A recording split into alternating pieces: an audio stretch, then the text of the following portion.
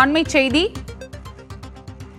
திருப்பத்தூர் அருகே நிலத்தகராறு காரணமாக நாட்டு துப்பாக்கியால் சுட்டு முதியவர் காயமடைந்துள்ளார். அண்மை செய்தியாக பார்த்து வருகிறோம்.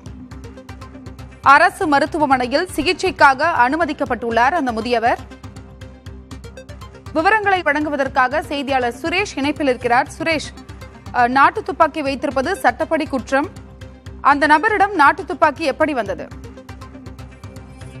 அருணா, இந்த வழுதலம்பட்டு கிராமம் என்பது திருப்பத்தூர் மாவட்டத்தில் உள்ள ஜவ்வாது மலையில் உள்ள கிராமத்தில் ஒன்றாகும்.